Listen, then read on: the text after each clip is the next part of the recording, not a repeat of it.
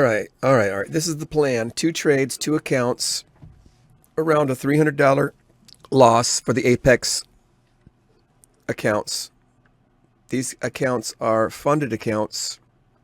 I'm taking my first trade actually with a simulator. Second trade will be on the funded account. We have an entry here at the bottom of this pivot if it sweeps. And the reason why we're doing this is because we're long. Why are we long? Because price is above previous day's levels. This candle right here, the top left is the day chart. It's above previous day's level. Now, it is hitting resistance. We have our stop loss for trade 1, our stop loss for trade 2 already in. You can see those dashed lines right there. Those are 2 stop losses. The entries are already set. Here we're about to get triggered in here for the first one right here. Stop loss is underneath this pivot where our second trade takes over. If it falls below yesterday's level, and then we stop out. We're not going to hold it for, continued down middle finger day. Now, I'd like to get long right here, but it's just not quite sweeping that pivot. I really wanted to sweep that pivot level. I wanted to sweep this pivot level right here, but sometimes it does, sometimes it doesn't.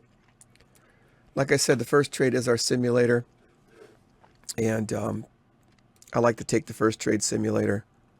Second trade is the paid account. So I will pause the video and let it play out.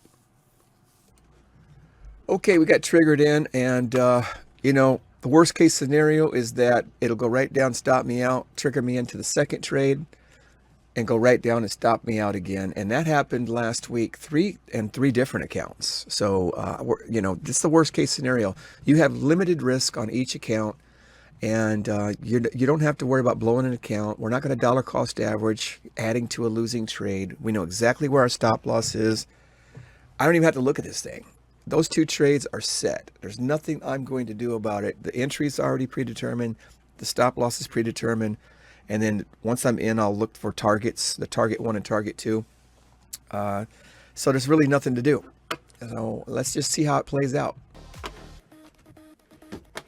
Okay, how did that trade work out? We got the 1 trade. I got scared and I got out of it.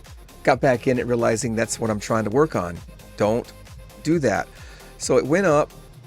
It looks like, let me see here. It did not quite go to target 1. Oh, it did hit target 1.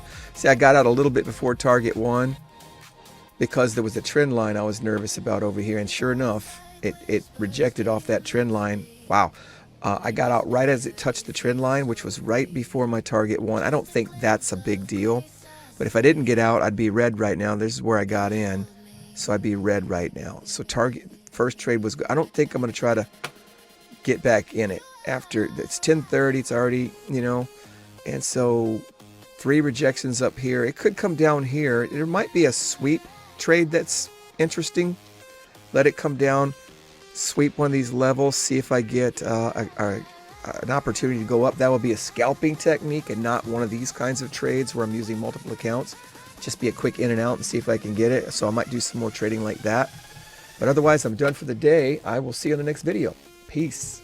Okay, this is what I'm talking about. What I need to work on the most is holding my trades, trusting my ideas. I had the 2 trades today for the 250 risk, 2 different accounts. The first account was set here, and my stop loss was under this pivot here, which eventually it would have stopped me out over here, but it went up, and I got out at 1-to-1, and it ended up going all the way over to almost 3-to-1 at the top there before coming down, and it would have stopped me out for nothing. So going to break even is a good idea. Taking 1-to-1 is not a bad idea. Holding it longer, but it would have been very hard for me to hold when I had 1-to-1 and have it come all the way down and go red again in this area right here. That would have really, really been tough.